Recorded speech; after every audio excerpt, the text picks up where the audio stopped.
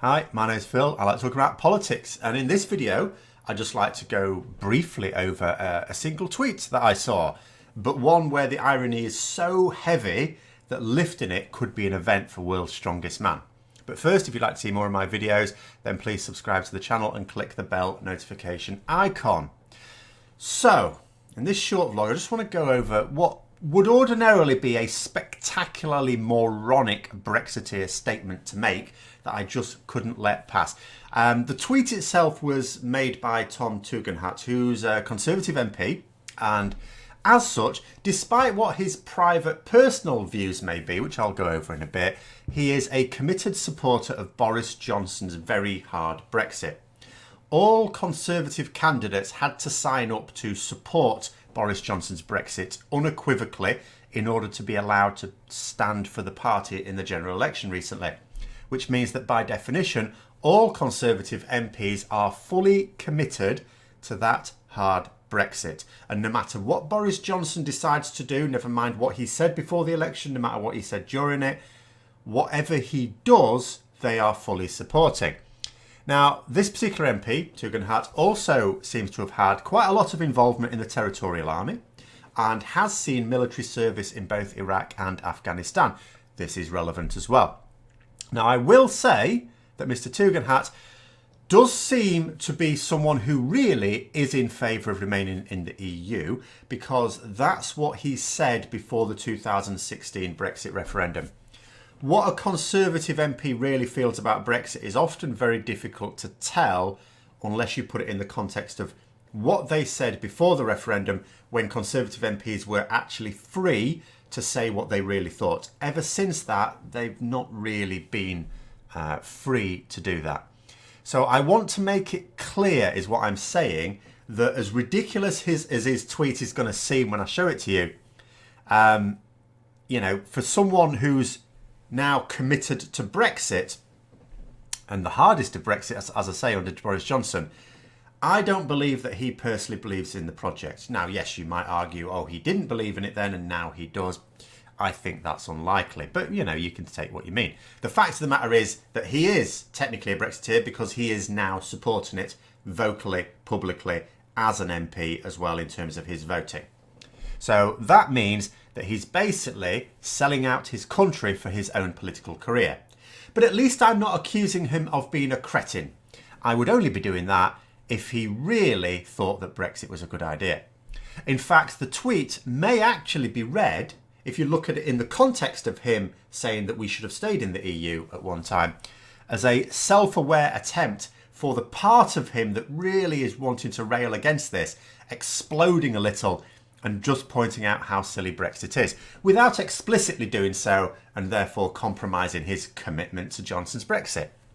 So the background to this tweet in question, which I'm getting to, was the reports that China, Russia and Iran are getting together. They've often got together diplomatically, to oppose various things in the UN or to push various things in the UN that the Western powers would then oppose.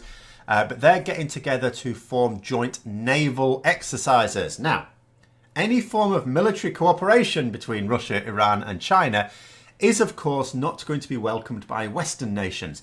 The Cold War may technically have ended some time ago, but it hasn't really, and especially with Putin in charge of Russia.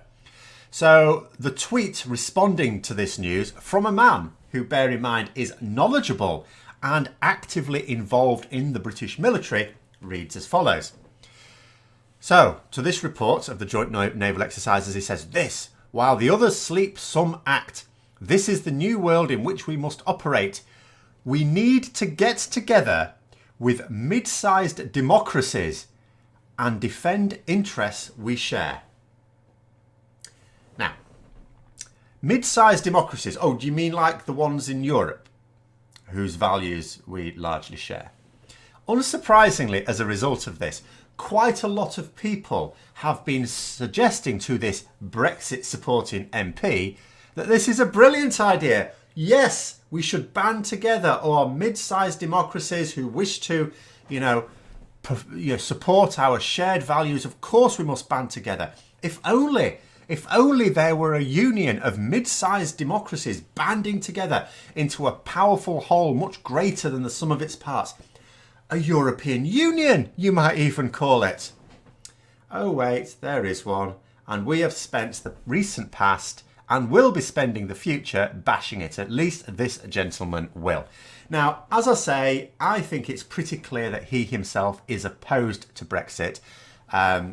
You know, from how he's behaved when he was free to behave as he would, and but equally clear that he prioritises political career over everything. I think, as I said, this tweet is the part of him that really wants to point out how desperately bad Brexit is, has just burst forth. And it's showing that awareness that we need union with our allies, not to split away from them. So what I would say, though, about him is forget about his military career. You know, that might, particularly someone, you know, who's putting a lot of time into the territorial army, it might suggest someone who is very patriotic. But I would suggest that someone who is putting their country below keeping their parliamentary seat, because that's what this is.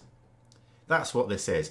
He has said, right, I would really like to argue against Brexit, but I can't really do that as a loyal Conservative MP, so I'll put that ahead of the country. So I don't think he gets to call himself a patriot. But you do get the sense, as I say, a little seam of patriotism within him that's going, oh no, don't do this, bursting to get out.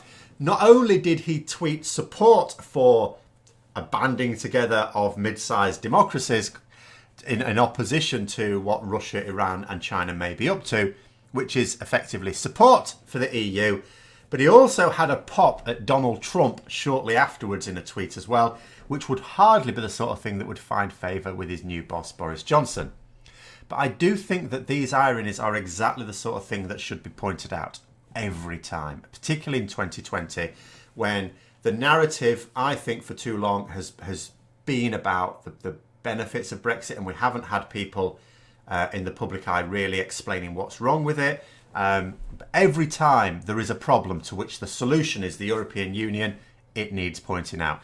Every time something crap happens in this country that wouldn't have happened without leaving that European Union, that needs pointing out as well. In the meantime, my fervent hope is that the likes of MPs like Tom Tugendhat, who, despite his clear selfishness, would probably rather represent the best interests of the country and not so much a posh man-child, will reflect on what is happening, what's about to happen, the way the world is going, see the UK's position within that world being diminished, being more vulnerable, and at least do something to work against these acts where they can. But I hope you found the video interesting. If you did, don't forget to click the like button. If you'd like to support the channel further, then please also click the Patreon link for details. And until next time, I'll see you later.